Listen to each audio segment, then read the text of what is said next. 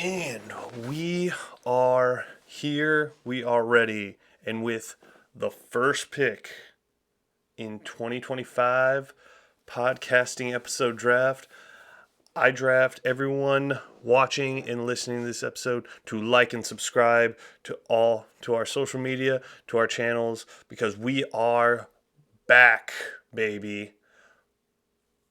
Allegedly, though.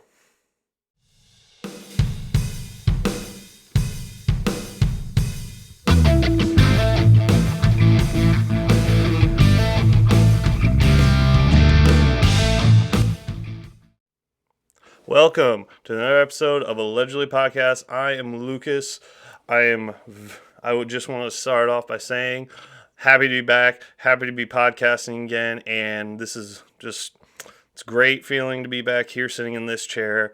As you can see, if you're watching this on YouTube, if you're not and listening, as I know a couple people do, I'm in the chair at the table alone today, but I won't be through audio. I will be calling certain friends of mine who affiliate themselves with fandoms of different NFL teams, because if you don't know, this week is the NFL draft, one of the biggest events of the year. Basically, we get to see all the new stars coming out of college, going into the pros and seeing what happens.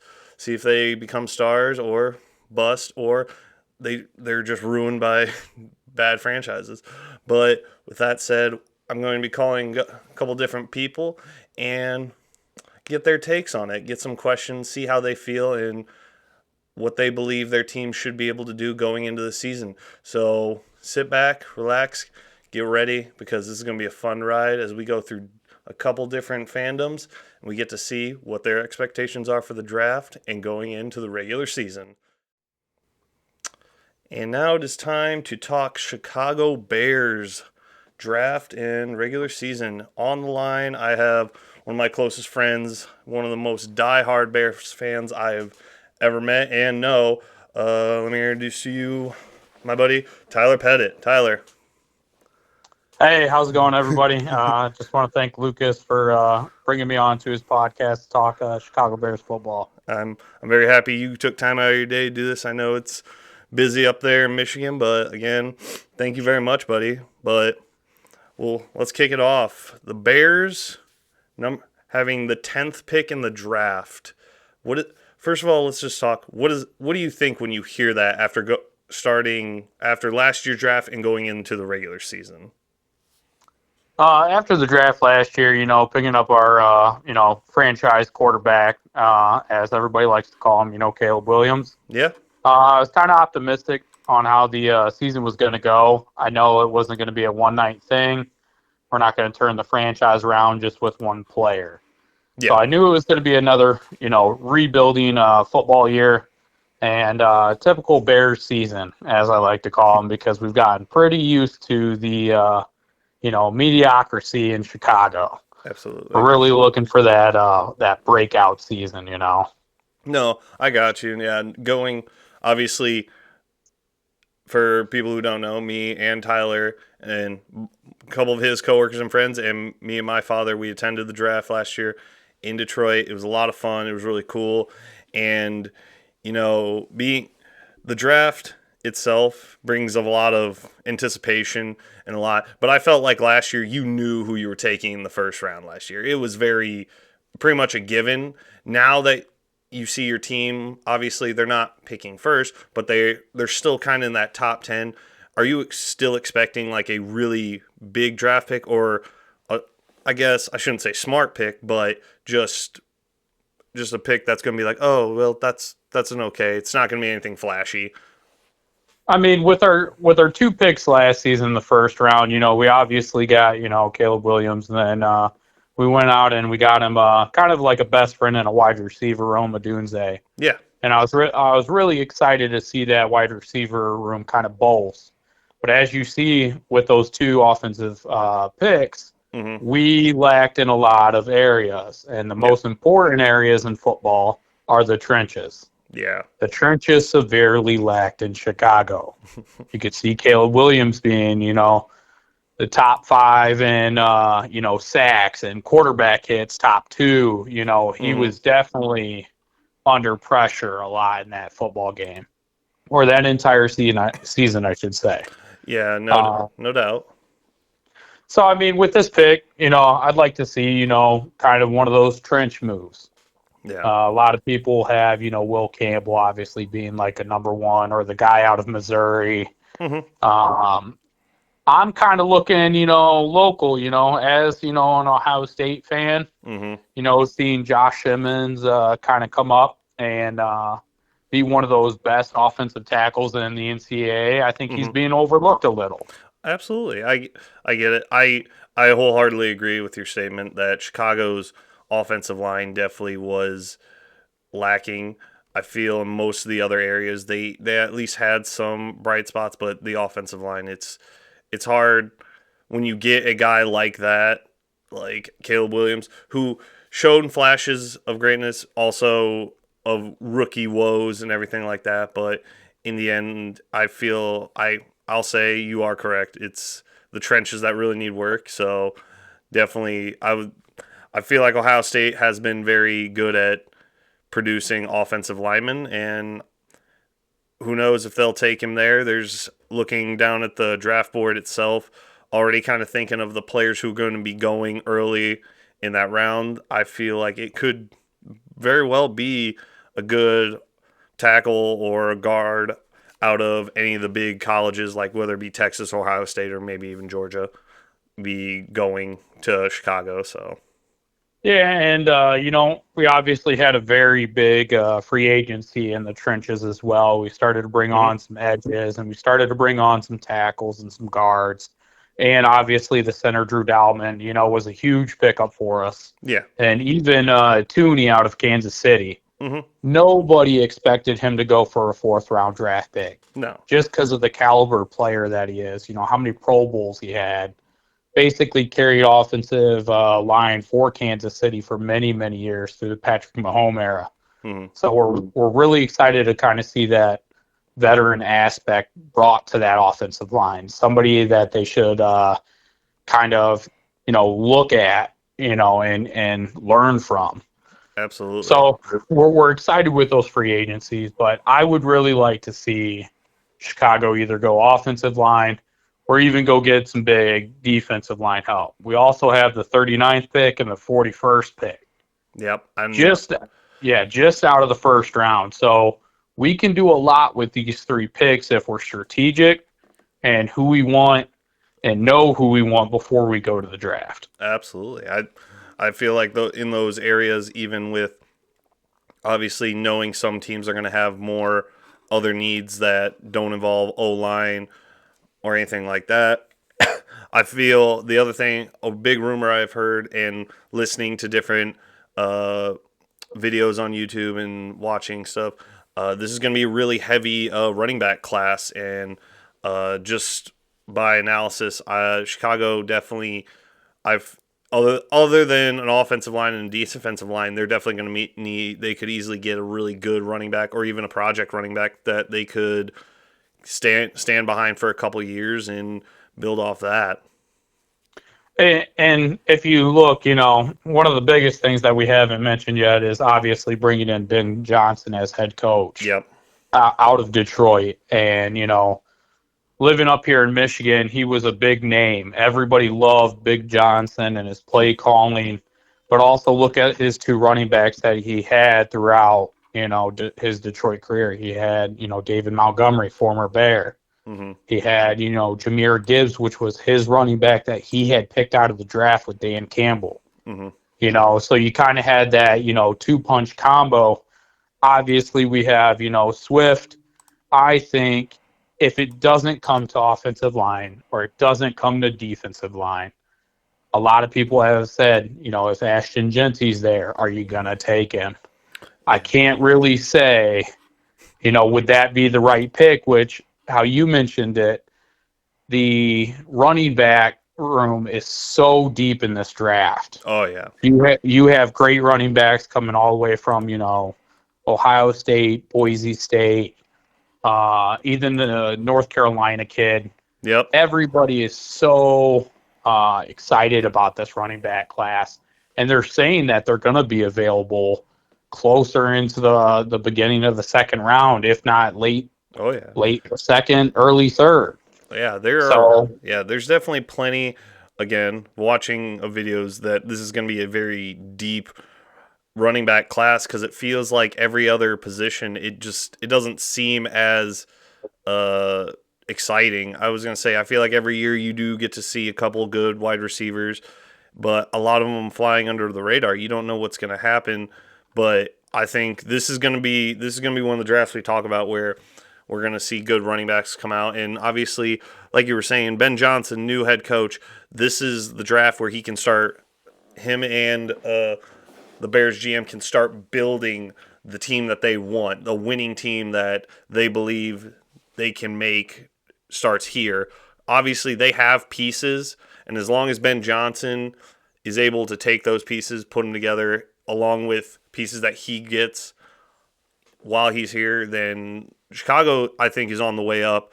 And yeah, they're on the way up. I think just in our division, the North, the NFC North alone last year, sorry to exclude the Bears, we had 3 10-win teams, and that's absolutely crazy just how much the NFC North just dominated the rest of the league.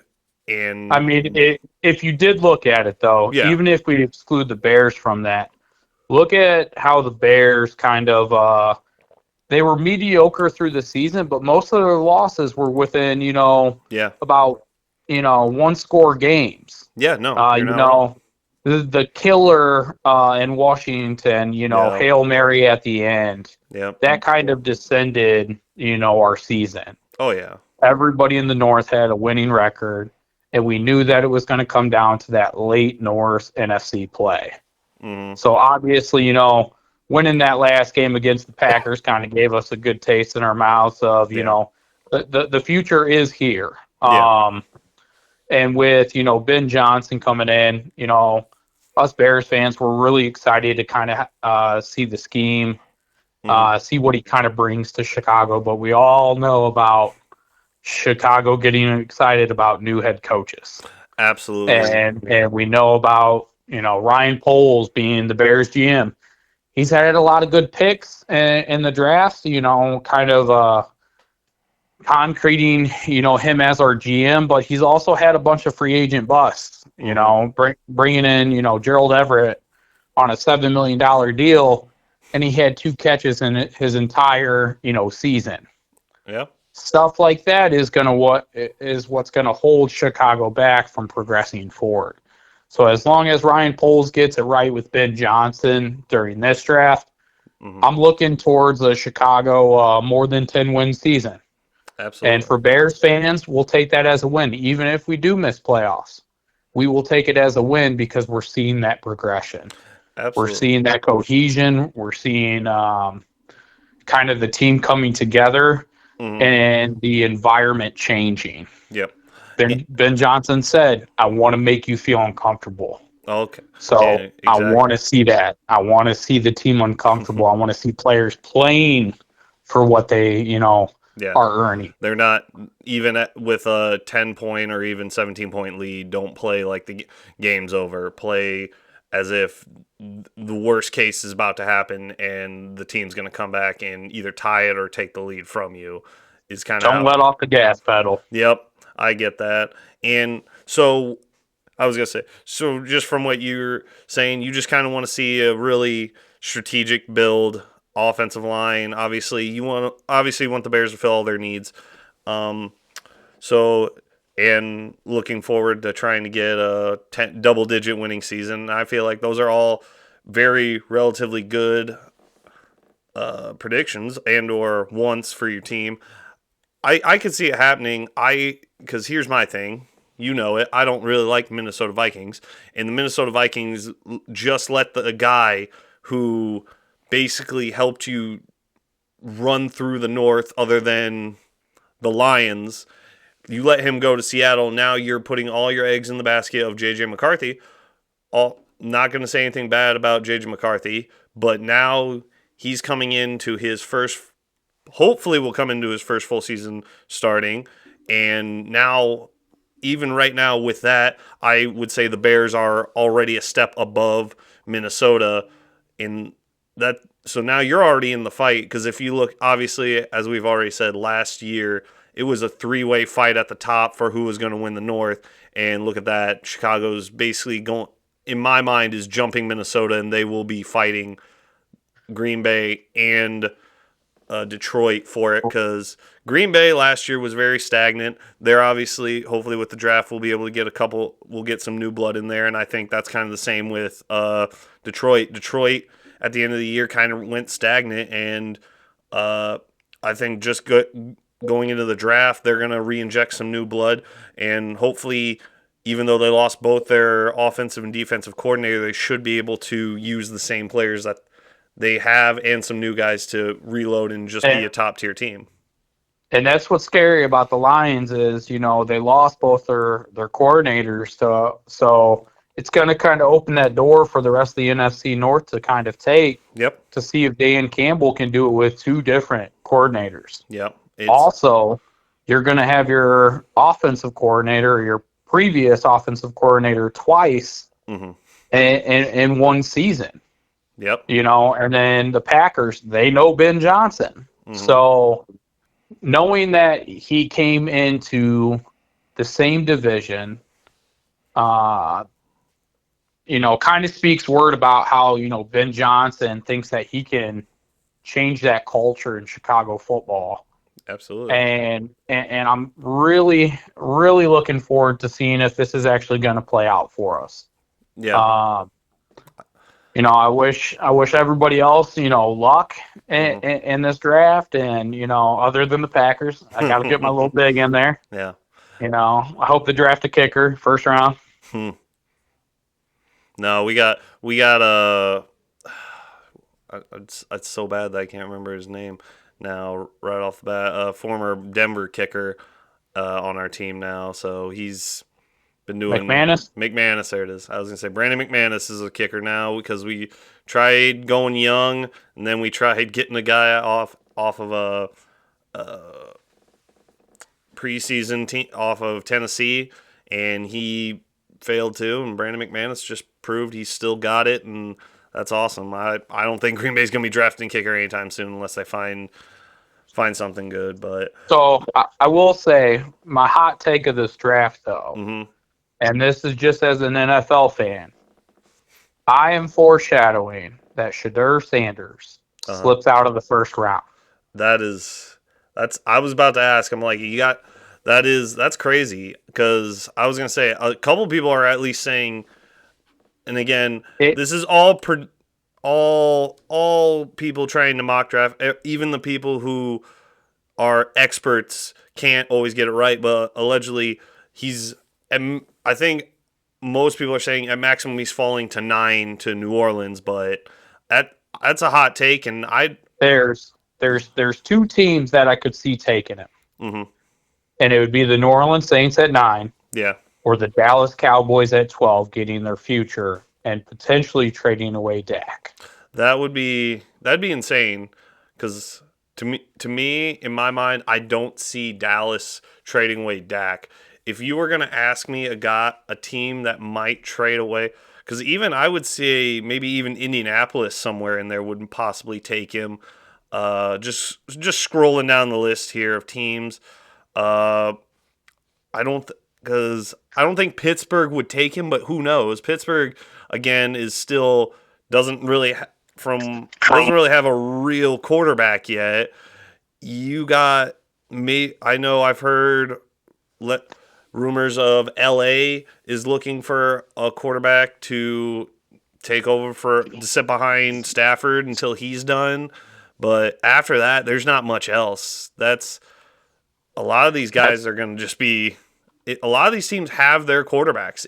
It's crazy, and even the ones that think they have their quarterback may even go, because it's as of right now. I think everyone knows that Cam Ward is going first overall to Tennessee. After that, who knows what happens? I would say the top 3 picks are locked in this draft. Yeah. the Browns do not trade or the Giants do not trade back for draft capital. Yeah. Because Abdul Carter being there, let's say 3 to the New York Giants. If Abdul Carter is still there, there's going to be a lot of those teams between I'd say about 5 and 10 that, might flirt with the, hey, I got a second extra second rounder. Yeah.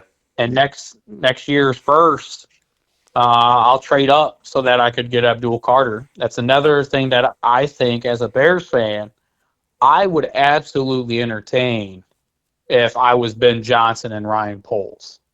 You trade away one of your seconds, you trade away next year's first to go get the best defensive end coming out of college football. That would be absolutely insane. I from what it sounds like, a lot of people are projecting there are going to be trades there, but every year I feel like we hype it up for what's going to happen, then everyone just kind of sits in place and just lets it come to them. So, and then you have Michael Penix with the 8th overall pick. And hey, and that was crazy how we were there. It happened. We all stood there laughing. We're like, what is going on? And then halfway through the season, you sat there, you're like, wow, that's crazy that they made that call and it worked out for them. It did work out for them because everybody thought Atlanta was stupid for doing it. Oh, yeah, definitely. I know I did. I'm very certain you did. Us fans don't get paid the big bucks. Nope. And that's why these GMs and that's why these, scouting staffs for these NFL teams do thorough research. Absolutely. Not just the combine, but looking at multiple years, all the way back to high school, just to find out the attributes of these players. Mm-hmm. So at the end of the day, we can sit here and we can talk, scenarios. Yeah. We can talk about the guys that we want. But really, we couldn't even know until that pick is in. You're absolutely correct. Well, before we end, I want to ask a question here. Just because I was there when it happened. I have a video of it. I was there when we got to witness Justin Fields getting drafted by the Chicago Bears, and I just want to get your opinion on it. Just how do you feel about what's kind of gone on since then? Because obviously he got traded from Chicago to Pittsburgh, and now he's in the Giants. Was it the Jets? No, he got traded. He got traded to the Jets. So yes. So my take on Justin Fields is I was very excited as an Ohio State fan. Mm-hmm. To get an Ohio State player that is, so envied in Columbus that when he was drafted to Chicago, I was so excited. Somebody that I actually know, I've watched. I know that he can play the position. I just don't think that Chicago was ready for someone with that kind of athleticism and that kind of talent. I think he was misused. I think Eberflus truly didn't even have a plan his entire, Chicago career. Yeah. Because if you look, Ohio State or Chicago still does not have a 4,000-yard passer. Yeah. Was Justin Fields going to do that? Absolutely not. Because Justin Fields has his legs underneath him. Mm-hmm. So if you don't know how to run a mobile quarterback and you don't know how to utilize a mobile quarterback, you need to send him off for some draft capital to a team that knows how to use him. Gotcha. When he went to the Steelers and he started because Russ was hurt, I think he did a phenomenal job. Mm-hmm. Do I think that he should have been benched? Absolutely not. Because you were actually winning with Justin Fields. Russell Wilson, take it from me, you're washed up. It's time for you to put your helmet on the bench and let these kids that are coming in have a chance. That's fair. You had a decent, career, but it's time for you to hang up. I think with Justin Fields going to the Jets and not really having anybody to compete for a job, unless this draft happens and, Jets go... They're at 7. If they're at 7, they have the potential of picking their next quarterback as well. Mm-hmm. Do I think that they're going to go quarterback? No. I don't think right away, but I do think that they might take another quarterback in this draft. Yeah, there's definitely possibility of them just trying to load up a young guy behind Justin Fields, because obviously Justin Fields isn't that old, but there are plenty. There are some very experienced quarterbacks, some quarterbacks that could easily. They're everyone. It seems after the top maybe 10, 12 quarterbacks.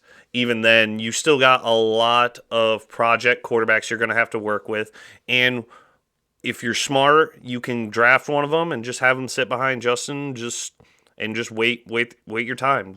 Trust the process. I still have a lot of respect for Justin Fields. Yeah, I think he needs to get his fair shake.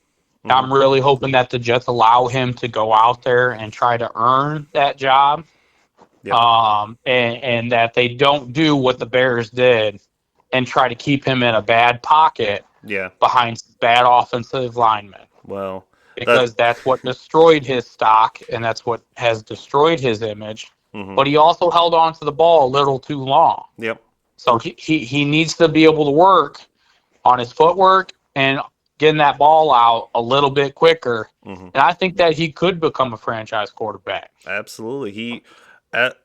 I feel like his his trajectory right now is Geno Smith-esque kind of journey right now. Obviously, Geno Smith really sat for a while after he got drafted to New York, and just after that, just rode the bench, and then when Russ left Seattle, he got his chance, and he made the most of it. And look at him now. He played for 2 seasons in Seattle. Now he's with the Raiders, most likely going to be their starter. So I don't think Geno Smith is the answer, though. Yeah, the Raiders really, really need to look at their future as well, because you just gave that, I'd say Geno is a good, mediocre quarterback to hold down a franchise, but not to be a franchise quarterback. Absolutely.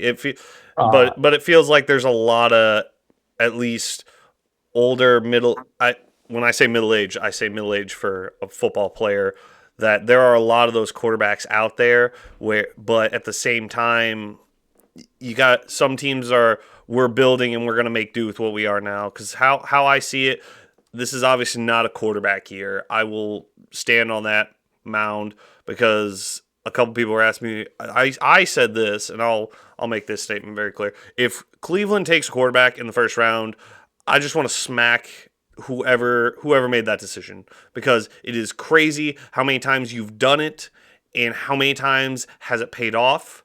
0. Because either the guy fell apart because you couldn't build around him, or he had one bad year and then you got rid of him because you thought you were bringing in a better guy. And that's obviously a very specific statement, but I don't know. That's my thing. Look at Flacco coming back to the good old Browns. I don't think that they'll go quarterback. Nope. Just because they have, Joe Flacco coming back, Deshaun Watson, he's obviously done. Yeah. He's probably going to sit on the bench for the rest of his career. Yeah. In case old man Flacco gets hurt.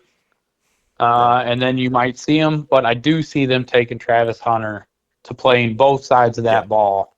Oh, yeah. Because if you're Cleveland and you have the opportunity to grab a generational player like that, absolutely go after him. I would be elated if the Bears, traded up and got somebody like Travis Hunter or Abdul Carter. Yeah, it would be crazy. It'd be really crazy for that to happen.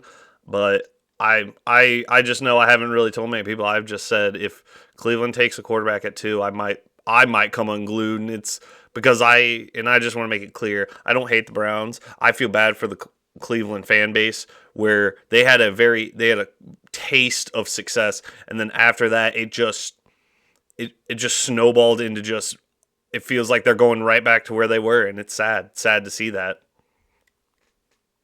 It is. I mean, any franchise like that coming back and circling back to their old habits. I mean, typical Chicago Bears comes. And, they're just kind of like the Browns. They have their quarterback, or they think that they have their quarterback head coach combo. Yeah. But, Ben Johnson, he wanted to come to Chicago right when Caleb was, drafted. Yeah. They thought that Ben Johnson was going to come a year sooner. Mm-hmm. And then, all those rumors came out about, Ben Johnson, talking to Caleb Williams during off season, even when he was with, the Lions or, did Ben Johnson blow the playoff game because he knew he was going to Chicago? Yeah. I'm hearing it all up here in Detroit because I'm a Bears fan. Yeah. And getting all these rumor mills. But truly, I want to see him come in and I want to see him succeed even when he does come back and visit Detroit. Yeah. I want to see him, use that playbook and that brain of his, because he's been versing that Lions defense for how many years now? Yeah. With his own offense. So I'm pretty sure Dan Campbell's got his hands full on how to maneuver around Ben Johnson. So yeah. And it's going to be great. I honestly not only to see Chicago play the Lions, but Chicago to play Green Bay, I feel it's going to be really good. It's going to be good matchups this year. I know I talked last year on one of our episodes about how hype I was that if you were going to watch 2 games out of the entire NFL season, it was Green Bay versus Detroit twice. This coming year, I would say, no matter how the draft falls, I feel like you got to watch 4 games. You got to watch Green Bay play Detroit twice, and you got to see Chicago play Green Bay twice. It's gonna be a good year. I think they have the right guy. He's going to use what he's got, and he's going to get the most out of that Chicago team. I would agree with you. For me, Chicago's definitely finishing over 500. I think Minnesota is going to have trouble with. I don't know if it's going to be J.J. McCarthy or what it's going to be, but I feel like they're going to run into trouble with Ben Johnson now being a head coach in Chicago. I don't think they're not going to walk all over people. Kevin O'Connell, if you look at the stats, or at least the past couple of years, after Minnesota has a high year, the very next year they just fall apart because the one big Kevin O'Connell stat that I hate is that he has the most wins in one-score games, and I'm like, that's not a stat you want. I don't feel like that's ever been a good stat because then that just means you may have just won one more game than you've lost in one-score games. I mean, I would be pretty excited to see, Chicago competing for the top 3 in the NFC North. So if I wouldn't be a Bears fan if I didn't give you an outlandish prediction. Yeah. But I'm saying that the Bears are going to go to the playoffs next year or this year coming up. Absolutely. Even if it's a wild card spot, with a first round win, am I going to say Super Bowl? Absolutely. Chicago Bears Super Bowl.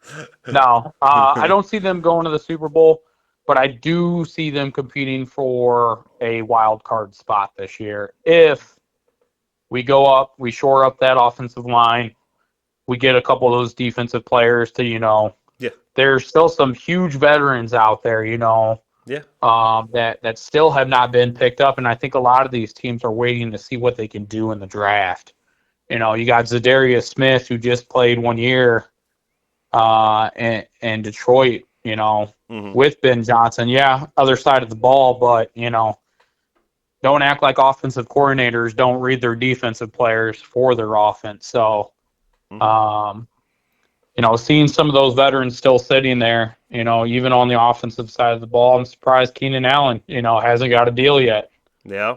Because some of these teams that are struggling at wide receiver could really use somebody who if you need a third down conversion, you got to go to somebody with some hands. And even though Keenan Allen's up there in age, that man still has it. And I really wish that the Bears would bring him back one more year. It could easily be like a kind of Odell Beckham kind of moment where it felt like the Rams brought him in, and then in the playoffs he just came alive and just was he.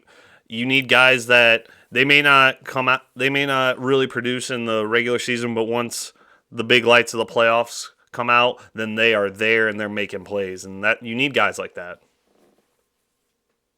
All right, so we both agree Chicago Bears wild card, right?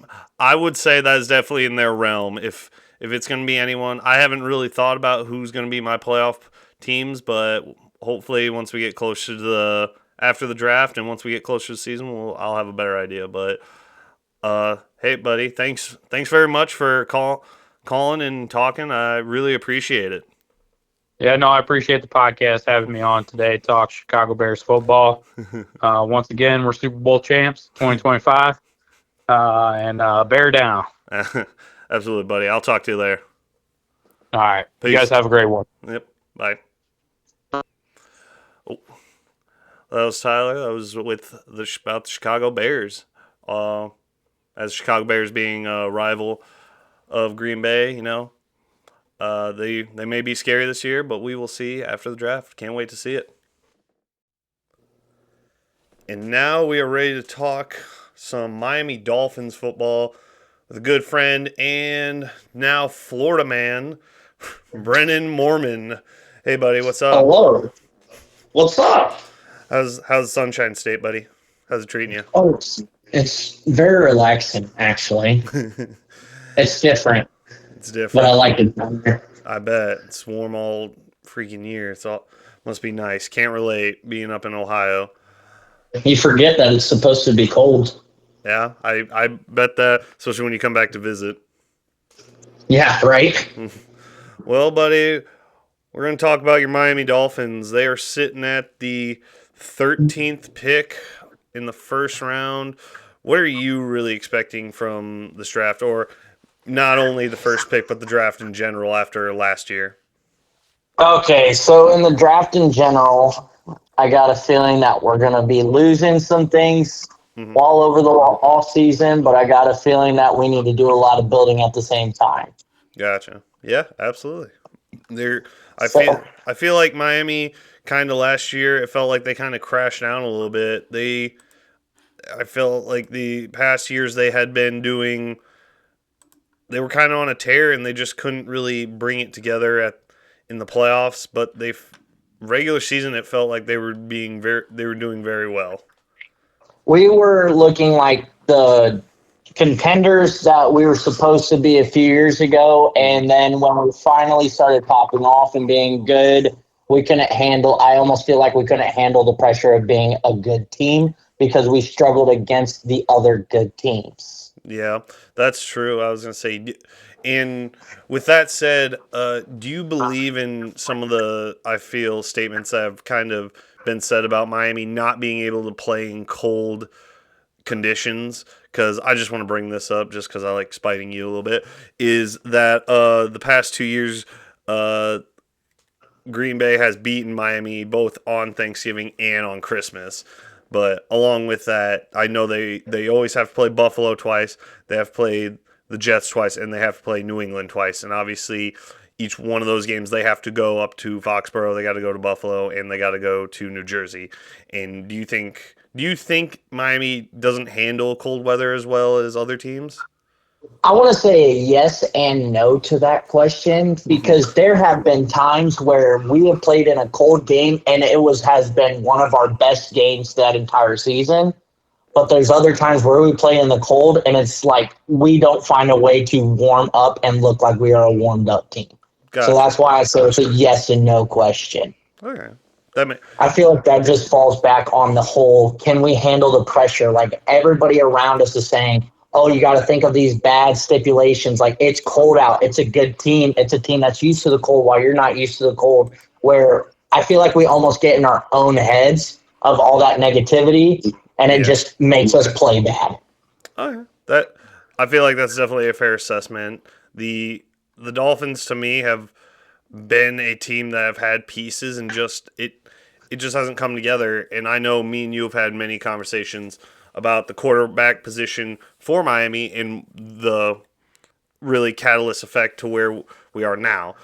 Miami had the chance to draft Justin Herbert, but they went with Tua Tagovailoa. And I feel like I've said it to you many a time, and I know you've said it back to me that you're like, we could have had Justin Herbert. We'd be just doing great things, but we got Tua when you got him out of college hurt, and then just the concussions and everything, where some people have been saying he needs to retire. I kind of want to get more of your opinion on that. So when it comes to the whole decision of Justin Herbert over Tua, if I'm looking now at both of their stats, neither one of them are bad, but they're also hitting that point in their season where they either plateau or they find a way to kick it into second gear. So Justin Herbert is hitting a plateau right now. Mm-hmm. Tua is hitting the constant concussion after concussion after concussion, kind of like a Teddy Bridgewater situation. Yeah. Where Teddy Bridgewater was supposed to be this fantastic quarterback, but he had all these concussions, and now almost nobody wants him. Yeah.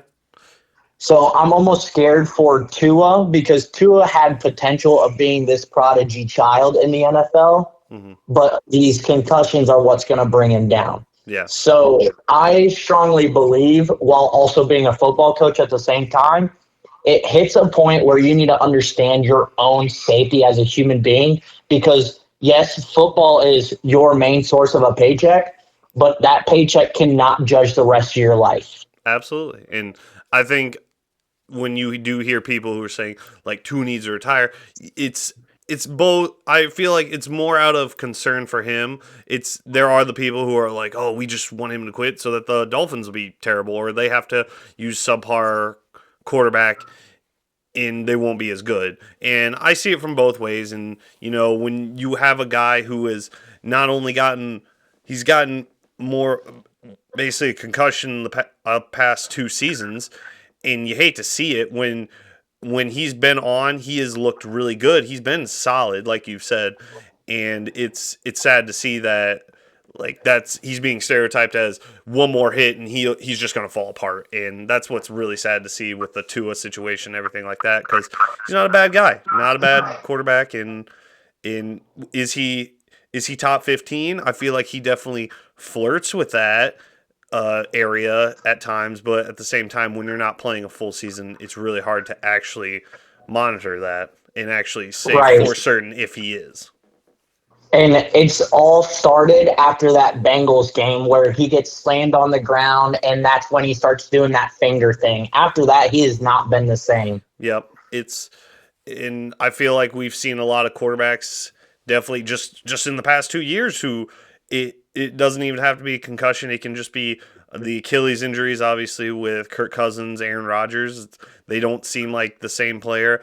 You could obviously talk about RG3 after he got his injury when he was in Washington. Just was never the same after that. He was a rookie of the year, and he did very well. He was supposed to be really good in the league, and then he gets injured, and now he doesn't play any. Absolutely. Yeah. No, I get it. So what are you really looking for in Miami's draft this year? Because obviously you can just glancing in what their needs are. They need to build up their old line a little bit more. They need to build. I completely agree. They need to build on their defensive line, really just their defense in general, or at least their defensive line and their secondary needs it. And I think there's a lot of needs defensively, but if they get that O-line solid up, I think their offense can be pretty good. Our offense has the potential. Our offense is kind of like a puzzle that you can't put back together. Mm-hmm. Where you are either missing that one piece or all your pieces look exactly the same and you don't know what goes where. Yeah, I agree. And so I think it all starts with one thing we do need is that protection aspect from the offensive line. Mm-hmm. Yeah, no. If we had more protection with that offensive line, maybe in some other world, Tua would have one less concussion. Mm-hmm. I agree. I definitely agree. And I'm just thinking about this right now. So it's obviously the building blocks of any good team is the offensive line, obviously protecting your quarterback and allowing him to get the ball to his skill position players. And I kind of was thinking before calling you, because I was thinking about the people who I was going to talk to and about their teams. This, I won't lie to you, So the guy I'm going to be watching very carefully, and I'm very certain you know who I'm going to be talking about, Harold Fannin Jr. coming out of BG. This honestly could be one of the best landing spots for him in the draft is coming to Miami. Even though I know Miami it feels like they feel kind of like a Seattle team where they don't really use their tight ends, but they have solid tight ends. But Harold Fannin is definitely a guy who's he's done more catching than he has blocking, but at the same time he can get better at that if he comes there. I just want to throw that out there. Out of a lot of the teams I know, this one could be a really good one where he comes to you guys in like the third or maybe second or third round. So I'm going to bounce off with that statement. That's what makes me think where there's a chance that Fannin does not come to Miami. Yeah. Because of the whole blocking aspect. That's the same reason why Miami got rid of Mike Gesicki. Yeah. Because he was great at catching the ball, and right now he's doing good for Cincinnati. But that's because he matched up with what their scheme was going to be. Mike McDaniels comes in and he says, that's not where our scheme's going to be. I need more blockers than I need receivers right now, and that's what he expects from the tight end. So that's why we made Smythe our starting tight end, because he was able to get the job done, be able to block, and go out for a pass when we need him to. Well, in my mind, I don't think Miami would take any of the top tight ends right there at the beginning, because even though Tyler Warren and Colston Loveland, both the top two rated tight ends, are more known for blocking than catching. But I don't know. Like I said, the needs that are really being shown are O-line, D-line, cornerback, safety, and tight ends. So, but as I said, Miami doesn't have the play scheme for a tight end to flourish, but I don't know. I just wanted to say that. I just think Harold Fannin would be cool to see him in Miami, but also I'd love to see him on Green Bay. But as of Green Bay right now, already has two very beloved and good tight ends. So I don't know. I feel like almost every team's fan would love to see Fannin on their team as a tight end, except for those teams that already have stellar tight ends. Yeah, even if you get those teams that more have a spread kind of going where the tight end is mostly playing like the slot. He would probably go to one of those teams like that, and that would be amazing to see. But right, yeah. So you got any possible crazy predictions going into this draft, whether it be your team or others? What do you think? Anything crazy that could possibly happen? Oh God, I feel like there's a bunch of crazy stuff that could happen. I have a feeling, and I know it's not going to happen, but I feel like a lot of people are thinking that Travis Hunter is going to go first overall. I bet Travis Hunter doesn't go until after the top 5. You say Travis Hunter outside the top 5. That's outside of the top 5. That is crazy because let me just look at this. So Travis Hunter is ranked the number one athlete. So from some of the stuff I've heard and videos I've watched, Tennessee seems like they're going to take Cam Ward at number 1. Cleveland is at 2, and I'd see it really hard for them to pass up on him. But I don't know, outside top 10, that top 5, that'd be crazy. I honestly, if that were to be true, I'd probably have no words because that's insane. That is a hot take. I feel like the NFL has seen so many players that have been that number 1 athlete that goes within that top 5 and end up being a bust in the league. You're not wrong in that aspect. I would kind of push back on this is a guy who is a 2-position player. So even if it's hard to pass up on a guy. It's where, he can play wide receiver and he can play defensive back position. So if he's struggling in one area, he can go in the other. Exactly. I completely agree. And I'm not disregarding by Travis Hunter's skill by any means. Travis Hunter is a freak natural athlete. Yeah. Absolutely. Whereas any team, I have a feeling he's going to absolutely flourish in the NFL. Yeah. But if I had to pick any hot take, out of any crazy thing that could happen, it would be Travis Hunter not going in the top 5. Travis Hunter not going in the top 5. I like that. That is a very interesting and crazy take, and I love it. I'm all for it. Like, it's almost to the point where I bet you Gene T gets picked before Travis Hunter. The one place I see, and I've heard that Ashton Jeanty might go, is at 4 with New England, because that'd be a good starting block for New England to just pick up a ridiculous running back that could run through people and help Drake May out, at least, to establish a little bit of a run game with a freaking bulldozer like him. So I don't know. Exactly. I wouldn't, just to be a little crazy, if Ashton Jeanty doesn't go in the top 10, that'd be pretty crazy to me. Because I would be absolutely upset if Travis Hunter and Gene T don't both go in the top 10. Yeah. No, that would They both deserve it. They were awesome athletes. No, I agree. I absolutely agree with you. So with that, once the draft comes to the end, what do you think what's your standards for a successful Dolphins season this coming year?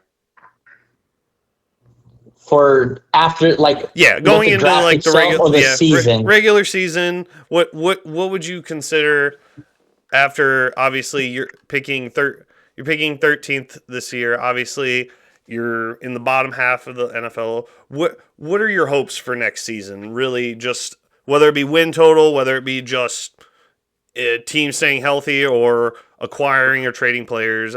What is your expectations?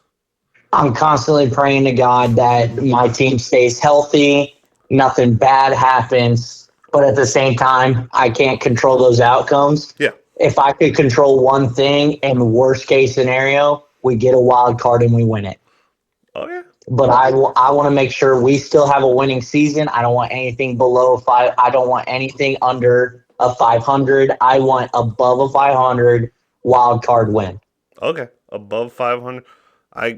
I got you. No, that would make sense after kind of, I feel, the dismal, I would say, 2 years Miami has had where it feels like they're going to be successful and then it just, whether it be an injury or just not having the right guy in the right place, it's understandable. And with that, I'm going to pivot off that.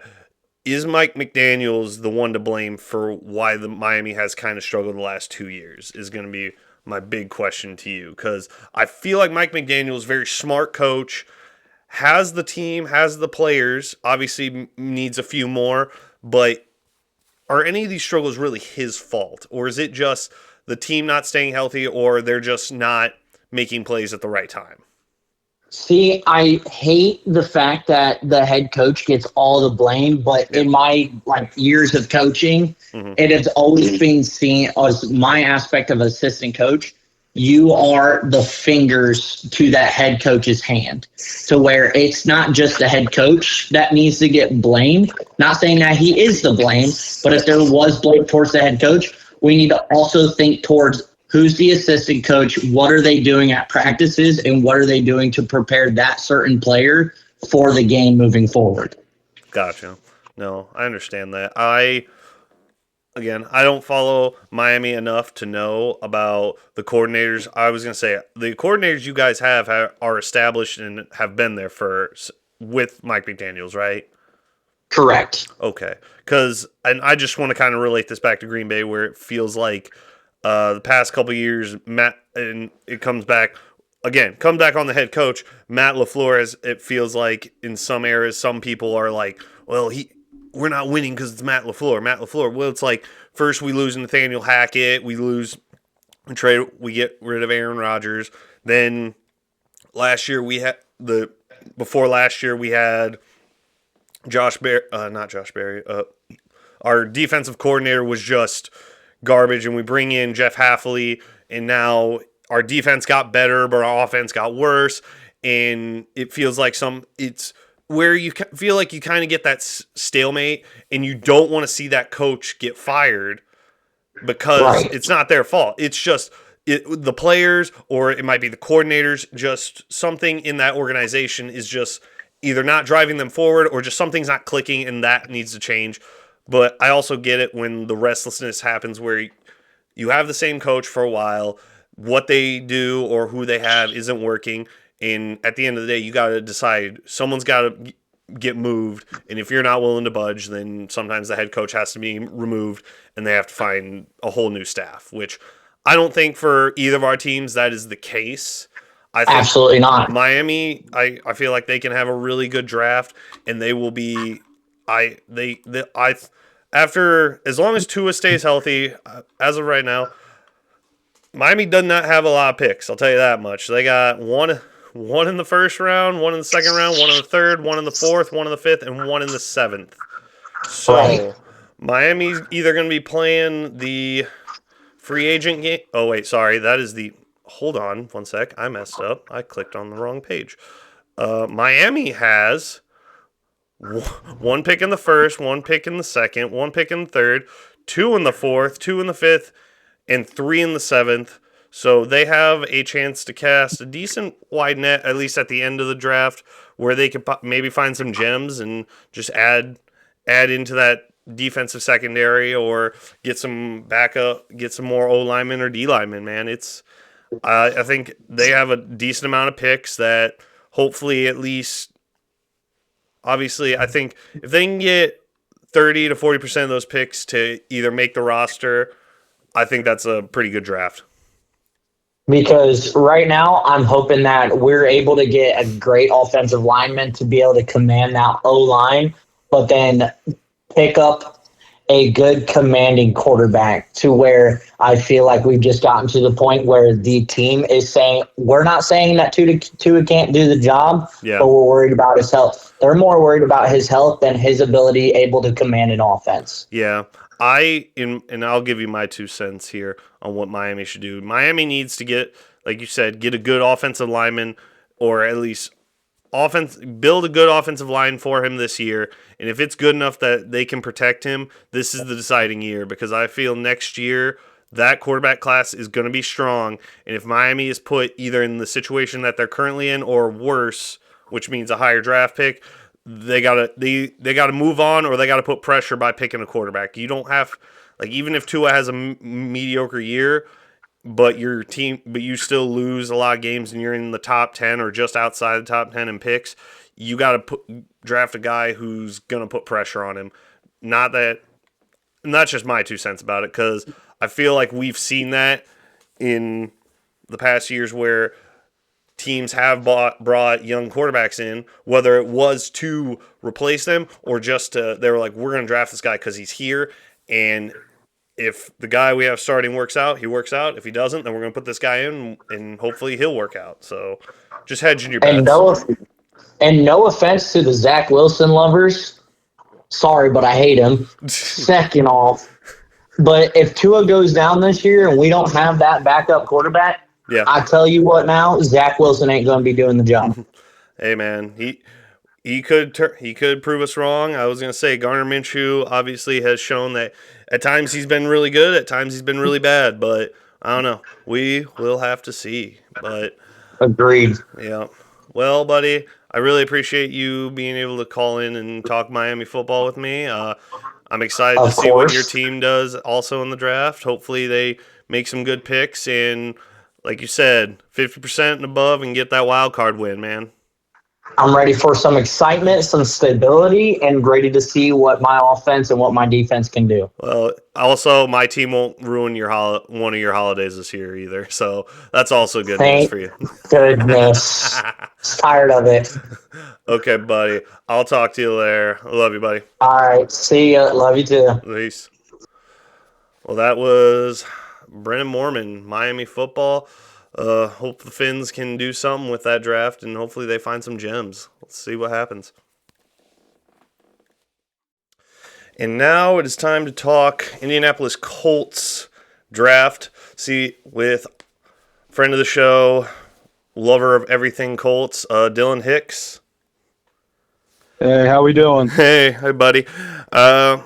After last year, I feel like the Colts didn't do great, didn't do bad, and I really want to get your take on where you think they sit as of right now before the draft, how they look as a team and what you kind of expect them to do to get better, or just fill in holes what they need, fill in the needs that they have. So, what are your thoughts? Yeah, so I thought we had a lot of ups and downs throughout the season, because there were times when our offense was looking great and we were producing, but then our defense wasn't getting any stops in, and then there'd be times when our defense was spectacular. They wouldn't let any scoring happen during like the first opening drives, and then there's only so much our defense can do. If our offense isn't producing anything, we're not going to win many games here. So Absolutely. Anthony Richardson, if we look at him, yeah, he's got a cannon, but accuracy's kind of not there.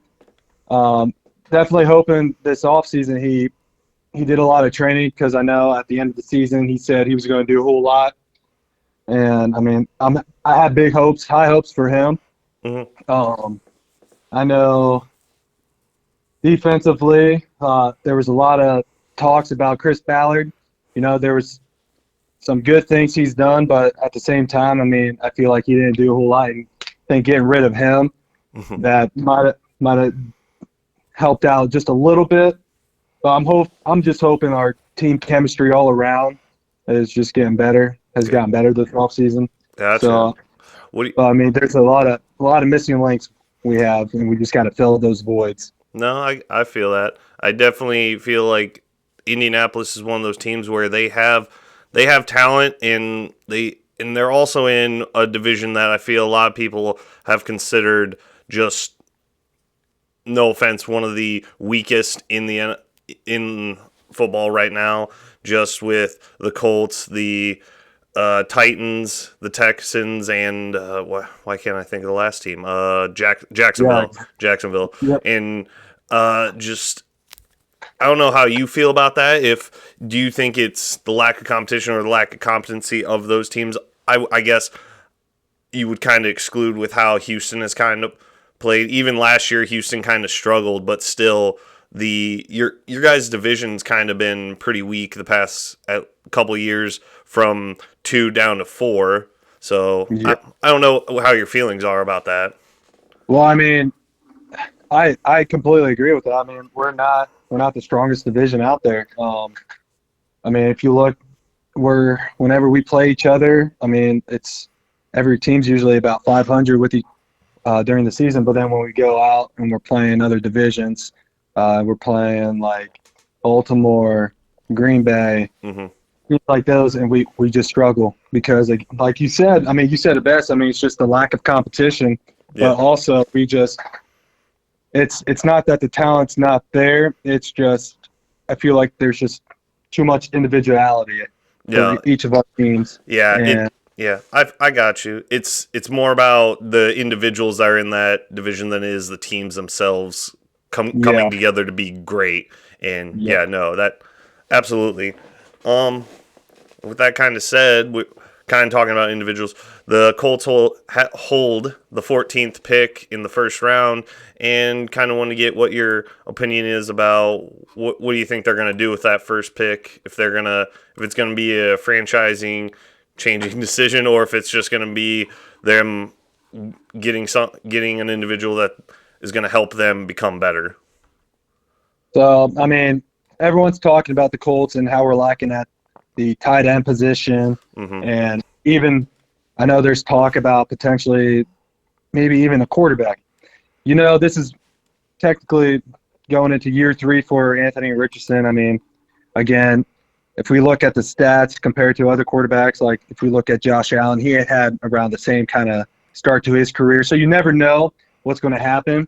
But I think this year at the quarterback position, I think we're going to give him another shot. Mm-hmm. And then we'll probably look at the next year's draft for quarterback if it doesn't work out with Anthony Richardson. Yeah. But with that said, I know tight end is it's one of our most lacking positions on the offensive side. And we didn't, in my opinion, we don't, the past couple of years, we haven't utilized our tight ends as much as we have before, like with Jack Doyle and or Kobe Fleener, or even going back all the way to Dallas Clark. Yeah. I mean, we haven't utilized them because we have specific packages rather than doing, 3 receivers, 1 tight end, 1 running back, or 2 receivers, 2 tight ends, 1 running back.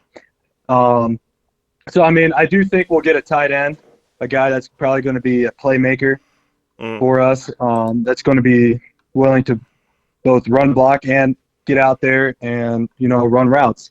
Absolutely. And just because you mentioned a couple of tight ends, I wanted to throw one out there that I feel a lot of fantasy football people would know. And Detroit, Eric Ebron looked amazing for, I think it was like one season where he was just, if the Colts were in the red zone, he was getting the ball for some reason.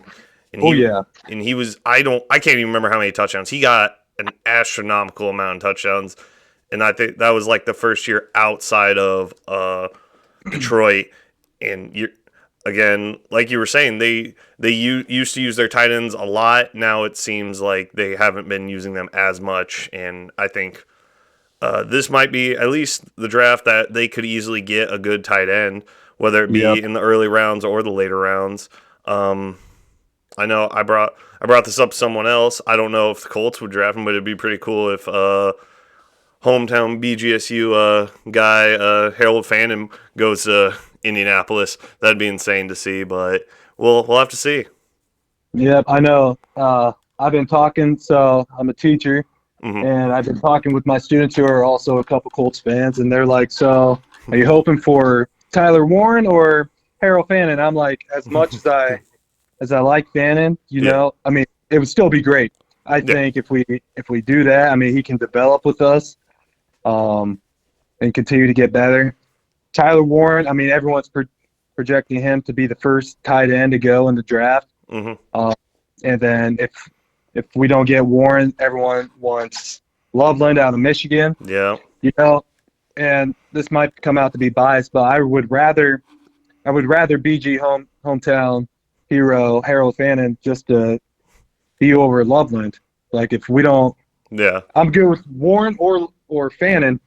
But I mean, but if it's between Loveland and Fannin, I'm taking Fannin all the way because he had a fantastic season with BG. I mean, All-American.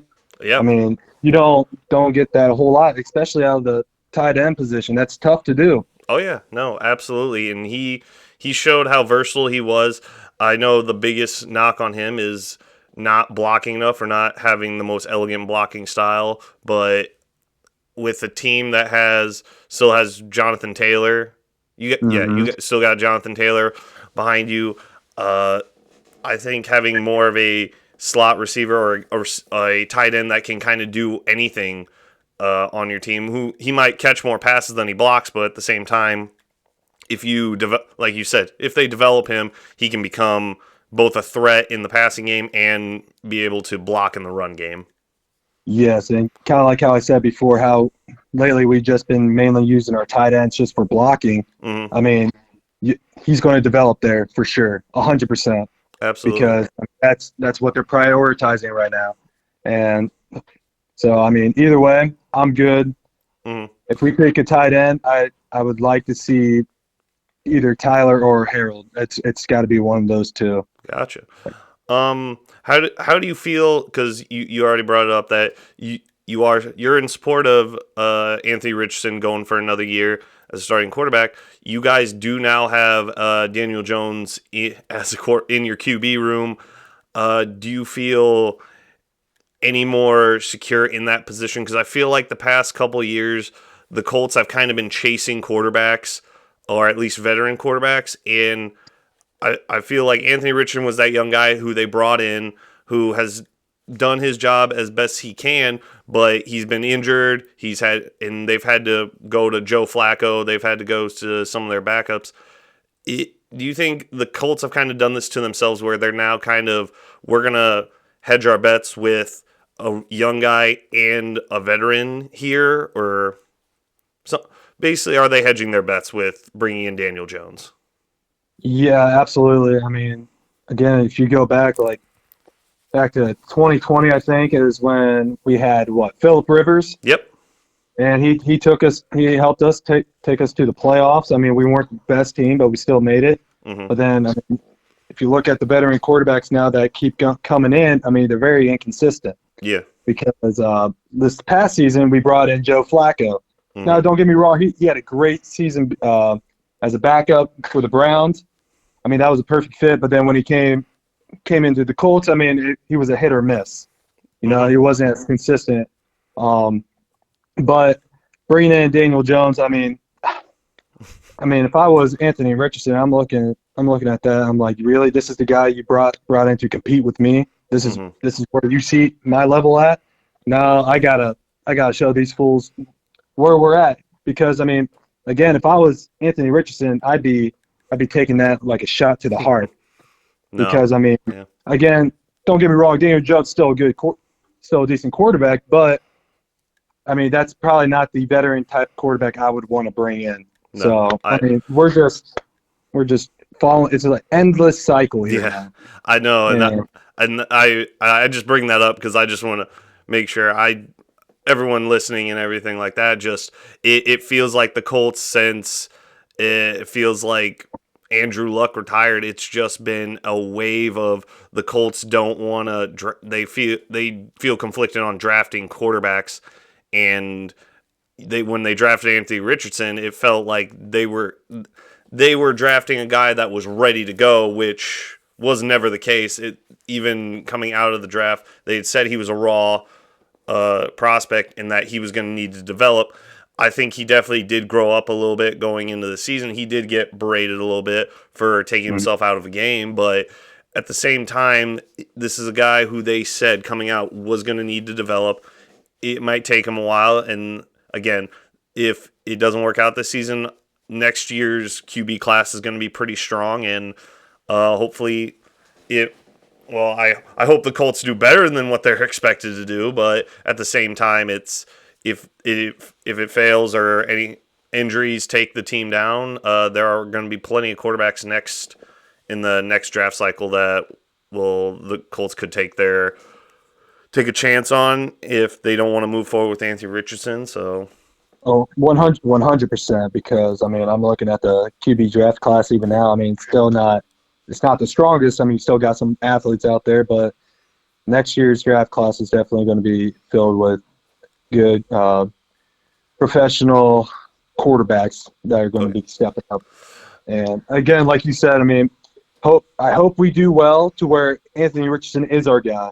Yeah. But also at the same time, where it's like if we do bad, I mean, we're going to have to get a quarterback next year. No, absolutely.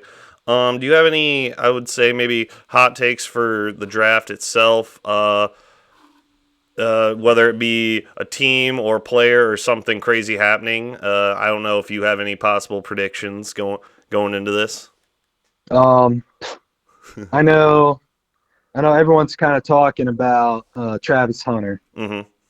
And I know recently he came out and said if there's a team that drafts me and they only have me going one way, I'm not going to play for that team. I mean, if you look at it, you just gotta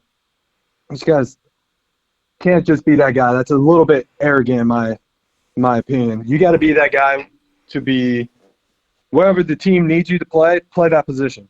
If they need you to go from like receiver to, I don't know, to tight end real quick, do that.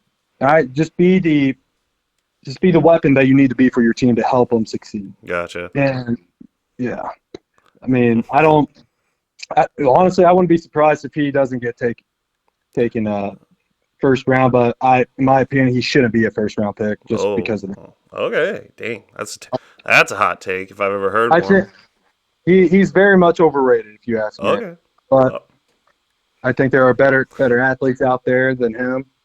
So, okay. I mean, I'll get a bunch of hate for that. I'm okay with that.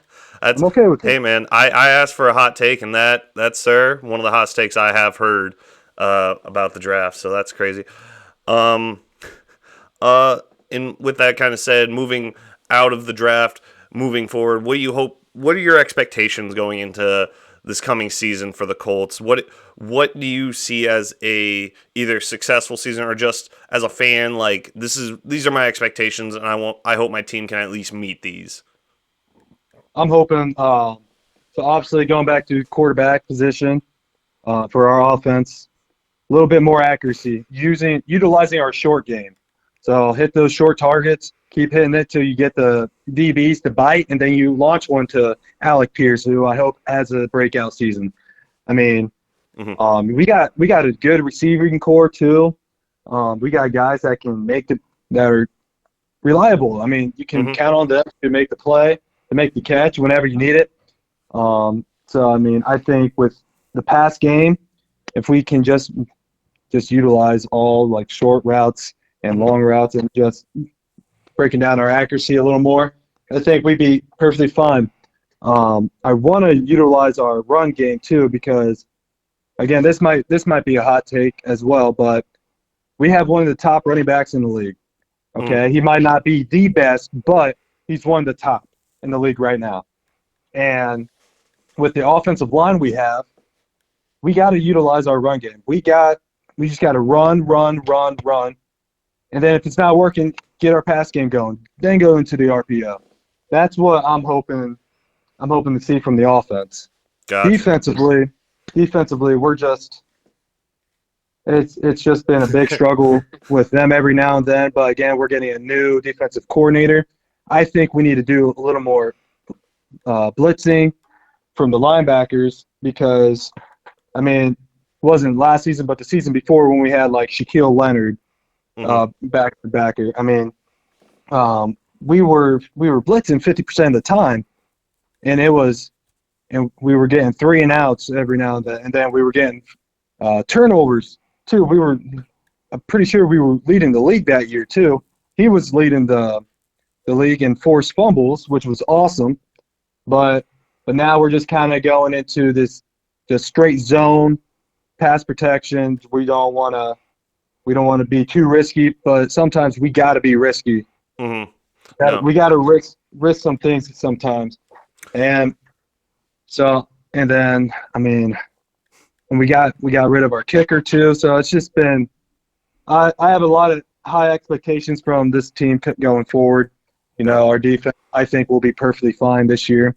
We got a new defensive coordinator who I'm excited for, and I'm just hoping our offense finally gets clicking. Absolutely, man. I was gonna say because you guys finished second in your division, and I think if you look at where the picks land, you got Tennessee with 1, you got Jacksonville with 5, and you guys are sitting at 14. And as I said, the somewhat poor performance of your guys' division, it only takes a couple more wins to really take down Houston, because I know Houston really finished out their season kind of behind the curve, but I don't know. Absolutely. I think the Colts, I can definitely relate. Green Bay switched to a new defensive coordinator. Last year was his first year, and the defense definitely stepped up. It wasn't the year before where I just expected, well, we're in the lead, and now our defense is just going to allow the defense to walk down the field. I felt like our defense was putting on pressure, and sometimes you need that. You need a defensive coordinator to take some more risk and use the good guys that you have on your defense to make plays. You got to kind of put that pressure on them. You can't just sit back and play zone and just hope that your guys use their speed to get to the either running back or the receiver to cover everything. So I definitely feel like what you're saying, you're getting your new defensive. Who is your new defensive coordinator? Oh, I would have to look at that, but you're good. But just trying to relate on the same note that you're getting a guy who's going to hopefully change up the defense, and it's not going to be the same just stale defense of we're just going to try to stop them, and we're just going to we're going to play back. We might blitz 1 out of 5 times, and I think a lot of times if you're not aggressive on defense taking those risks, you're going to have a very laissez-faire kind of game, and teams are just going to come at you. and basically you're sitting back just being like, well, we're either going to stop them or we're going to just let them get just small chunks, and we're going to try to get them on fourth down, get them to fourth down, or get them to third and long, and hope penalties just push them back. But yeah, No, I completely agree with that because there are a lot of teams, like, again, going back to the Colts, we played conservative at times. We were very conservative on defense and offensive levels. So, I mean, replacing Gus Bradley with the Bengals' old defensive coordinator, I know their defense last year didn't do so well, but for me, looking back at that, it was more their players. Yeah. They weren't very skilled. They weren't.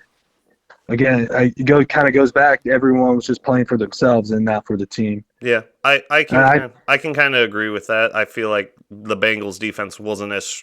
I feel like it was Trey Hendrickson, and then there was everyone else. It felt like for Cincinnati. So yeah, so Lou, I can't pronounce his last name. Nar Amu, I don't know. I'm really bad with these last names. They're going crazy these days. But no, I think looking at him, I mean, he had a pretty high blitz rate compared to Gus Bradley. So I think that's a positive for us. awesome. So, and he does a good mixture of zone and man, which is what we need to do. Everyone thinks our DBs aren't good enough to go man coverage. I mean, you look at our DB core. I think we're good enough to stick with any receiver out there. So it just depends again what everyone's doing on the offseason, but I have high hopes for our defense this year. Gotcha. Awesome. I was gonna say I hope getting new blood in the defensive coordinator spot's gonna help you guys get better. And like I said, I can relate. Green Bay definitely defense got turned around, also with some free agent signings. So all power to you. I was gonna say I hope the Colts can turn that around. And I would say where do you see the win total? Do you really do you feel like the Colts can definitely win this division, or are you just hoping for a wild card? You know, I do think we can win our division, but again, we can beat Jacksonville, we can beat Titans, and we can beat Houston, but it's everyone outside of that. Outside again, it just goes back to winning outside, which I think we can do. We can do that. And again, our biggest struggle, I don't know why, but for how many years now, 7 going on to 7 years, we haven't beat Jacksonville in Jacksonville. And this year we had the chance, but then again, our defense kind of blew it. We played too conservative, and then they let them come back. Yep. So I think we can get 11 wins in this year. Okay. I do believe that's my take right there. We can get 11 wins, and then we can win our division. Gotcha. Okay. Like I said, I feel like living close to Indiana and being close to Colts, I know a decent amount of Colts fans. I believe that the Colts have a lot of good pieces. They just need to get that quarterback position figured out, whether that be Anthony Richardson or if they go in a different direction. They do have, I think the Indianapolis can definitely be a very low-key good team. Basically, I think they can be like the sleeper team that Houston was 2 years ago. They just get the right players in the right spot. They get the right coaches in the right spot as well, and they run the scheme right, that they can definitely win that division. And like you said, if they can win those games outside the division, then they're going to have a good shot of winning the division and making the playoffs. And playoffs will be a whole different beast. They got to make it there first, and then once you get there, you got to win playoff games. And we all know it's very tough to do. Yep. For us, it's we got to go back to step one. We got to start winning games. Absolutely. Win games. Where we got to go. And can't be worried about the playoffs. We just got to come off strong to begin the season. Start winning games. Got to get a head start. Absolutely, buddy. Well, thank you very much for taking my call and letting us talk some Indianapolis Colts. Best of luck to the Colts in the draft. Hopefully they get those key pieces to get that 11-win season you're hoping for. Yeah, appreciate it. Thanks for having me. No problem, buddy. I'll talk to you later. All right. See you. And that was Dylan Hicks talking Colts football. Good luck to the Colts, and let's get those pieces and get rolling. And now it is time to talk Jags draft plan and upcoming season with one of the most diehard Jacksonville Jaguars fans I know. Don't know many, so Caleb Sowers, who is friend of the show, has been here many times. Buddy, how you doing? I'm doing great, man. I'm glad to be on here. How you doing? I'm doing good, man. Excited for the draft. Basically for It's gonna be a good one. Oh yeah, it should be. I'm excited. It's not a heavy QB class. I feel like it's almost heavy everywhere else, especially running back. I think there's a decent amount of tight ends, and we'll see. We're gonna see who turns out to be gold and who kind of underachieves. But unfortunately for your team, they are picking in the top 5 yet again, and I want to kind of get your take on what your expectations are and what they're going to do with that pick. Well, I will say it's definitely. I'm almost just used to picking in the top 5 at this point. I personally, if I had to pick, I would probably take Mason Graham. You can't go wrong with a good defensive line. You saw last year what the Eagles did with their defensive line. They were able to just, tear apart the Chiefs' O-line, and at the end of the day, that's kind of what won them the game. But Yep. I've seen a lot of smoke saying that we might be taking Ashton Jeanty at the 5th pick. Ashton Jeanty. I've also heard that New England might also take him too, but again, it's all hearsay until it happens. But, Yeah, yeah. I wouldn't be. I don't think I'd be mad at the pick because he's such a generational talent at the running back position. Yeah. But it's the 5th pick taking a running back that's very risky just because of the position. Yeah. But I don't. I'm just so excited about the coaching staff and what this team has coming up that honestly I don't know if there's a pick that would upset me. You know what I mean? Yeah. You feel because for people who don't know, Jacksonville does have a new head coach. I don't know. Did he bring in all new coordinators along with him? So I'm not 100% sure if they've brought in a new defensive coordinator. I believe they did. I think it was actually the Packers linebackers coach they brought in. Okay, cool. And then he brought in a new offensive coordinator as well, and then we got a new general manager. So it's completely new front team and everything like that. Gotcha. Yeah, that's. I was gonna say that can both be a very scary, but at least optimistic kind of feeling that you have all new people in charge, and you're just kind of hoping that they make a smart decision with the pick, and then hopefully with this new regime that's kind of coming in, that they'll be able to do kind of right the ship at where it should be going as of right now. Well, the way I look at it is the general manager, we hired him from the Rams, and he single-handedly was one of the lead scouts there. So he took part in drafting Puka Nacua and a lot of those guys that were underrated on the Rams. Yeah. So I'm kind of just going into it with no matter what they pick, I'm just going to trust it. Yeah. Trust the new regime because, I don't want to sit here and freak out for the next 4 months if they decide to pick a running back with the 5th pick. I'm just going to trust what they got going on and, just believe in the new coach that we got, and I'm really excited to see what happens. I've also seen a couple of things of us trading back with the Broncos to pick 20, and they would take pick 5, so I wouldn't be mad about that either, especially if you can get some good draft capital. Absolutely. But I think it's a very interesting pick to have this year because, like you said, there's not a lot of quarterbacks. And so, if Shedeur Sanders starts to fall and somebody wants to sneak up and grab him or something like that, there could be a lot of different trades in the market this year. Absolutely. And right now, as it sits, Jacksonville does have 10 picks. Then they have 6? That's 6 in the first 4 rounds. So with that, if you trade back, you easily could get more draft capital and get more. Obviously, you want quality over quantity, but when you cast a wider net, obviously you have a better chance of not only getting the guy you want, but getting those guys who, like you said, like Puka Nacua, are hidden gems and could easily help be one of those pieces who helps your franchise turn around and become even more dominant. Yeah, I agree, and I also, and I haven't heard anything about this, but I wouldn't even be mad if, say, we took Jeanty with the 5th pick and then traded back up into the 1st and snagged one of those offensive linemen. I really wouldn't be mad about that if they made that, because then they're really just, going all out on the offense around Trevor, which I feel like we still have yet to see the best of what he can be. I think he's definitely underperformed the past couple of years, so I would love to see what just an offense just built around him would look like.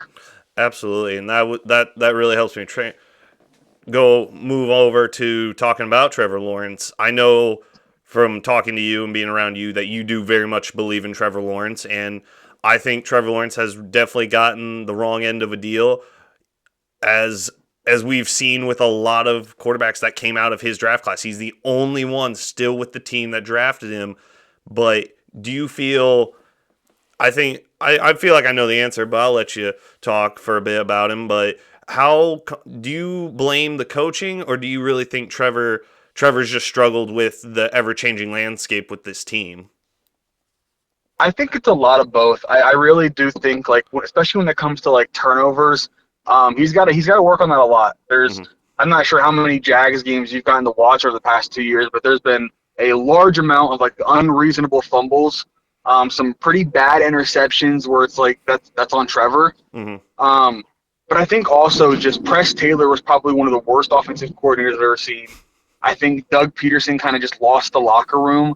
And so it's really both. I do think that this coaching staff will be able to bring the best out of Trevor Lawrence, because if you remember a couple years ago when they made that little playoff push, the second half of that year, Trevor Lawrence was playing better than any other quarterback, maybe except not named Patrick Mahomes. Absolutely. And so if that's his ceiling and he can play like that for an 18 games, 17 games right now, or 18? 17, right? 17. Yep. There's 18 Yeah, weeks. if he can play like that for the full season, that's an MVP level. But I've also seen him play at like, a bottom 5 level. Yeah. And so my biggest hope is, last year Liam Cohen with the Bucs and Baker Mayfield, he was really able to open up Baker's potential and that run game. And I'm really, really excited to see what he does with Trevor. Absolutely, because I will never say Baker Mayfield was a bad quarterback. I feel he's proven that he's been good, and some teams have given up on him. And him getting to Tampa Bay and doing what he did last year was absolute insanity. To also be fair, the NFC South is just not a very strong division. But at the same time, you have some quarterbacks there that they're solid. When they're on, they're playing great. When Kirk Cousins is at the top of his game, he's a great quarterback. When Derek Carr's at the top of his game and on the field, he's a great quarterback. Carolina, obviously, with Bryce Young still trying to figure their thing out, but he stepped up last year. I guess he picked it up at the second half of the season. Absolutely. And I know I talked to someone else about this. How do you feel when people talk about the AFC South's struggles the past couple of years? Because it feels like you guys have been really, not just Jacksonville, but all the other teams, maybe except for one, it's just been a struggle for you guys down there in the AFC South, with the Colts, with you guys, with Houston and Tennessee. I think it's kind of like, you know how they say iron sharpens iron? Mm-hmm. Well, you're playing these teams twice a year, and none of them are really good. Even Houston, who's like the better of the four, has had their struggles. Like CJ definitely took a step back last year. Absolutely. Whether or not it was the offensive line or whatever, but you know what I mean? So it's just historically not a very good division outside of maybe the Colts with Peyton Manning and I guess a little bit of Andrew Luck. But, the quarterback play has been subpar outside of a little bit of Trevor and then some CJ. The Titans haven't had a good quarterback, I guess, unless you want to count Ryan Tannehill, but he was pretty mid. Yeah. And, the Colts have been in quarterback purgatory since Andrew Luck left. So it's kind of a dumpster fire of a division right now. I was trying to be nice about not saying that, because obviously you got Tennessee picking at 1, you guys picking at 5, the Colts are picking at 14. It obviously shows when your division's down here. And I make a callback to one of the episodes. I think it was our preseason prediction episode, and I said that you guys' division I thought would be one of the most fun ones to watch, because you have a lot of younger quarterbacks. And right now, like you said, dumpster fire of a division, and it's other than Houston, who kind of can go outside the division and win games, whereas definitely the rest of the division struggles winning outside the division, but they can obviously win inside of it. I think also a lot of the teams in the AFC South have kind of lacked an identity. I mean, there's a lot of teams out there that even if they're not like the Packers, for example, like they're not like they don't have any like groundbreaking wide receivers right now that are like, everyone's scared of when they play, but they just have a good team culture, and it's like you know who you are when you go out on that field, and so they play good ball. And like the Jags don't have that. The Colts don't really have that. They've all got new head coaches or newer coaches. The Titans haven't really had an identity since they lost Derrick Henry. Yeah. And so even the Texans, I mean, like their identity was pretty much just C.J. Stroud and Nico Collins. I mean, with Tank and Stephon Diggs going down. So it's like the division as a whole just has no identity. And until they figure that out, I don't think it's going to be some miraculous turnaround, even if Cam Ward pans out or – You know what I mean? It's just they all got to kind of figure their stuff out individually. Absolutely. I wholeheartedly agree because I feel like the AFC South can be entertaining, and even the AFC South and the NFC South can both be two divisions that I feel like have kind of struggled the last couple of years, but you make the right moves and your team can turn around. And I feel like we've seen teams who are I think the word that you never seen used enough in the NFL when it comes to bad franchises is patience. You don't see that enough. Look at what I'll bring this up because you look at what Brad Holmes and Dan Campbell did in Detroit. They had patience. They had to struggle for a bit, but then they turned it around. They made the right moves. They didn't push the envelope too much. They built a culture, and look where they are now. They're every year. As a Packers fan, playing Detroit twice, it scares me. I will say I'm scared to play them, but at the same time, I know it's going to be good football because it's two teams who are really good, especially with Detroit being very methodical on who they have on their roster, who they pick in the draft, and free agent signings and everything like that. Last year was obviously kind of playoff-wise kind of sucked because they had a lot of injuries. They went into that playoffs, and it was a debacle, but but you have to have patience, and I think a lot of the teams here haven't had the set foundation and the patience to build that kind of resiliency or that kind of competition inside the division. And you just said it there too, like the foundation. Like, I mean, the Lions, like before they were this team that they are now, they had a vision and a culture with Dan Campbell of what they wanted to be. And with even with the Commanders this last year, like their identity was they were running, like their system was going to run through Jaden Daniels. They got their guy, and they treated it like they got their guy. Yep. But with the Jags, it's never really felt like they treated Trevor like they got their guy. You know what I mean? Yeah, no. It's never felt like they really just let him loose and and take the team and run with the reins. Like last year, Jaden Daniels, watching him, you would have thought that'd been his team for the past 10 years the way he just took over. Oh, yeah. I agree. And so that's one thing I'd love to see this year more is, let Trevor do his thing a little bit. Kind of, you know what I mean? He was a baller in Clemson, and I strongly, strongly believe that it's still in there somewhere. We just got to get it back from him and get his confidence back. Absolutely. Getting it sucks that he's had to go through so many coaching changes and obviously coordinator changes. It's kind of like that Baker Mayfield kind of thing where he's had so much change, and he's got to get the right guy and basically kind of get to the point where it's like, this is what I'm comfortable with, and then they build on it, or they have to find where his confidence is and build upon it. But yeah, you got any possible hot take predictions for the draft, whether it be a certain team, player, something happening here in the draft? I've seen a lot about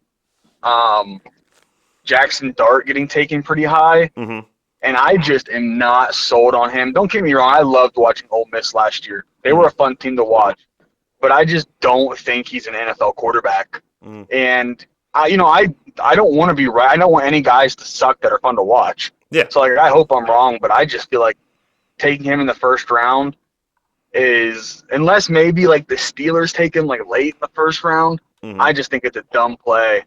But I think that, and I also think I've seen a lot of stuff about Teteroa McMillan falling, And I think that's crazy. I think he's going to be a good receiver. And I've seen stuff like him fall into like the Seahawks, and if they can replace DK with him, and they got JSN, and I think they just signed Cooper Kupp, they could have a dangerous little wide receiver core.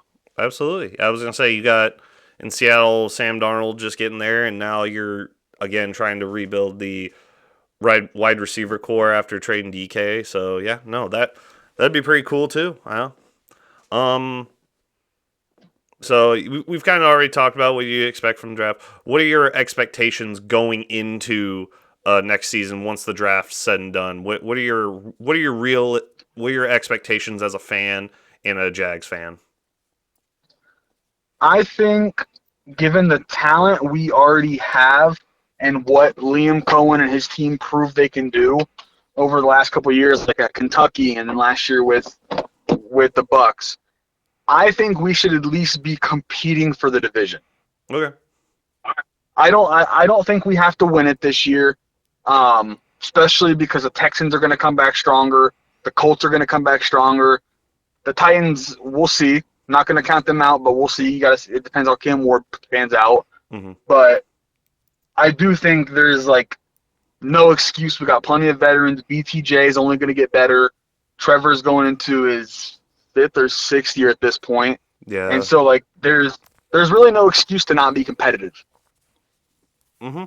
And I was gonna say it can take a moment for coaching changes to really take effect. As long as they're not absolute garbage, I think they allow the coaches to run what they want to do. And again, like I said, patience. I feel if Jacksonville is patient with what they have and what they're going to get in the draft, that they'll be able to. I agree. They can definitely compete in this division, because I feel like this is one of those divisions that it can turn on a dime. It can go from Houston being the most dominant team to heck Jacksonville turning around and becoming that team just with a coaching change, because it's crazy how sometimes minute changes can just turn a team into a winner. Yeah, no, I agree. I'd also like to see, especially out of some of like the veterans on the team, a little bit more or less like silly mistakes. Yeah. Whether it's silly penalties or silly turnovers because guys just got too ahead of themselves. Like that's the kind of stuff that separates a good team from a great team. Mm-hmm. Is the silly mistakes. And I would love to see some of those kind of be cleaned up real quick. And I think with the new coaching staff, I think more discipline will be there, and I think we'll see that. Absolutely. I hope so, buddy. For your sake, I feel like Jacksonville has been hovering. They've kind of been stagnant for the past couple of years, and there were a lot of positives when Trevor first got there. But like I said, he's kind of had that Baker Mayfield kind of run where coaching changes, coordinator changes have it hasn't helped him. It hasn't helped him. Hopefully, Liam Cohen can really get his confidence built up, and they can start really dominating, not just inside the division, but outside of it. Yeah, I feel confident, but you never want to get your hopes up too high, because trust me, it only sets you up for failure in the end. No, I got you, buddy. But I wish your team good luck in the draft and into next season, buddy. I really hope to see Jacksonville carving up the AFC South and trying to get their real estate back, whether that's just getting to the second spot or getting to the first spot, man. Hey, I appreciate it. And I'm always rocking with the Packers as long as they're not playing the Jags. I'm always love to see the cheeseheads go crazy. You know how I am. Absolutely, buddy. I appreciate it. Thanks for calling. I really appreciate you, man. I'll talk to you later. Sounds good, man. Take care. I will. Take care, buddy. Talk to you later. Yep. See ya. And that was Caleb Sowers, dedicated Duval fan. Real luck to him and the Jaguars moving forward. And that's it. Thank you again to Tyler Pettit, Brennan Mormon, Dylan Hicks, and Caleb Sowers for taking time out of their day to call in and talk about what their expectations are for their teams in the draft and going into next season. Me as a Packers fan, I'm going to trust the process of what Green Bay's front office does. It's in Green Bay this year, unfortunately not going, but I think Green Bay's going to have a good draft, and we just got to reset. hopefully get some weapons out of the draft and be able to contend like we did last year. Hopefully not lose to the Lions and the Vikings twice. Also not lose to Philadelphia twice, both first week and in the playoffs. So really hoping for a turnaround in that. But again, thank you to all the guys who called in. Each one of you, very much appreciative. But before we end, got to do the normal question jar time. And I get to do it by myself. This is going to be a little weird. Normally I'm going to pull that out there. And normally I get to bounce some things off of someone. Today, doing it myself. Okay. What sports or corporate mascot has a special place in your heart? Ooh. That's a good question. Sports mascot or corporate mascot that has a special place in your heart. Huh. It's a very uberly specific one that I have not really thought too much about. Sports mascots, I would have to go I'd have to go with I'll go with Muddy the Mud Hen. I was going to say Toledo Mud Hen's mascot, one of the obviously I've been going to Mud Hen games since I was little. Big Toledo Mud Hen fan, along with being a Tigers fan. And with that said, I'll throw in Freddie and Frida Falcon, just for all the BGSU alumni out there. Just also all awesome mascots. And right here, I think about you. I think about those mascots all the time when I go to either the ballpark or if I'm walking around the campus of BGSU, or football games, wherever. I was gonna say those are my mascots, and that's it. So if you listen this long, I appreciate you. Thank you very much for supporting us, whether be listening or interacting with our social media. Thank you very much for listening, and catch you in the next one. This is Allegedly a Podcast.